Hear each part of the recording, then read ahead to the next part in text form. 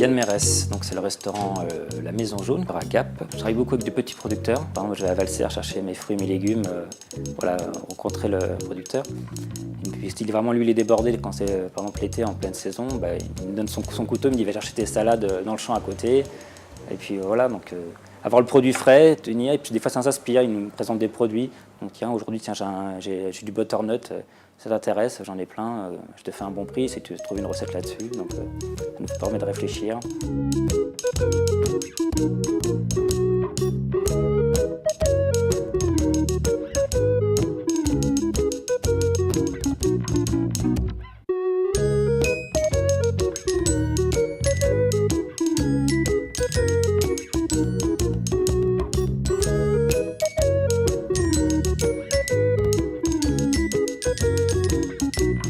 Je me présente, je m'appelle Michael Guillard. Ça fait 4 ans et demi maintenant que nous avons le restaurant avec ma femme. Ce qui me plaît dans ce métier, c'est l'esprit d'équipe, c'est la dynamique, les rencontres, le goût surtout, le respect du travail bien fait aussi. Et effectivement, c'est toujours cet esprit de création qui pour moi est toujours... je me lasse jamais chaque matin dans ma cuisine à retravailler le même produit, mais même différemment. Après, les recettes, j'aime bien les revisiter, quoi. Effectivement, je raconte un peu aussi mes voyages à travers tout ça, quoi. Donc, ça va m'arriver de faire de la truite, mais de mettre du gingembre avec, ou de faire des épices, parce que c'est pareil, quoi. C'est aussi une route que j'aimerais bien connaître un jour, quoi.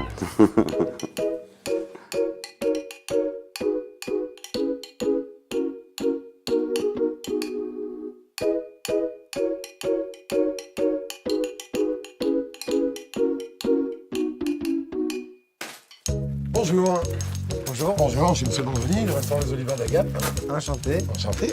Je vais vous montrer notre atelier où on fabrique nos pains. Pas de souci. Je représente en fait les maîtres restaurateurs qui n'ont pas pu venir pour les entrées, donc je vais en profiter pour visiter la boutique et pour voir un petit peu comment ça se passe. D'accord. Allez, on y va. Allez-y, rentrez. Merci. Je m'appelle Ludovic Esteban. Je suis installé depuis 2001 à Savournon dans les Hautes-Alpes. Nous avons décidé d'implanter du petit épeautre dans notre rotation parce que le petit épeautre est une plante rustique, très bien adaptée à la région. Ça fait 7 ou 8 000 ans qu'on la cultive en Haute-Provence. Le petit épeautre après en vente directe se vend très bien aux restaurateurs ou aux particuliers parce qu'il a des qualités nutritionnelles exceptionnelles. On trouve moins de gluten dans le petit épeautre que dans le blé.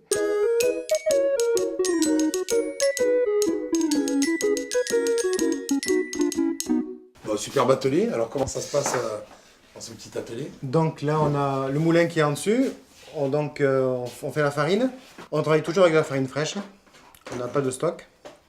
Donc cette farine-là a été faite cette nuit. On pétrit. Une fois que c'est pétri, on garde la pâte 1 heure ou 1 heure et demie. On rabat la pâte. Une fois que c'est rabattu, on garde encore la pâte 1 heure et demie dans les bassines. Et ensuite, on boule. Ouais. Et après, on met dans la chambre de pousse. Et après, on cuit toutes les nuits pour avoir du pain frais le matin.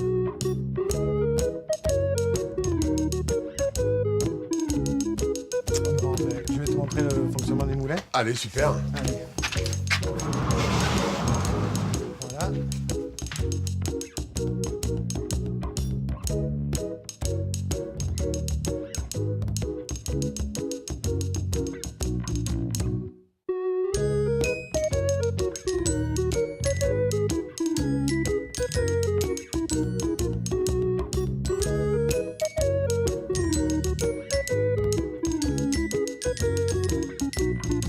Je m'appelle Pascal Dorche, je suis restaurateur à Gap au restaurant Le Pasturier. Quand je vois un produit, déjà que ce soit un beau fruit, un beau morceau de viande, un beau poisson, je salive. Franchement, ça m'inspire. Et après, bon, c'est tout ce mélange d'odeurs et puis cette adrénaline, du service, ce stress. Parfois, ça ne se passe pas toujours très bien. Mais quand c'est fini, c'est un gros soulagement aussi. Que ce soit le gars qui a mangé un simple truc et qui vient me voir en me disant « je me suis régalé », ou le gars qui a fait un super repas et qui me dit « franchement, on s'est éclaté », pour moi, c'est une émotion à chaque fois, quoi. C'est que du bonheur, quoi. Je le vis comme ça au quotidien. Apporter du plaisir, de la joie à quelqu'un, c'est...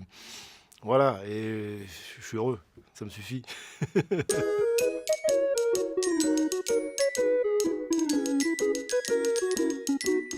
Bon, sinon j'ai un bout de polenta là, si vous voulez la goûter.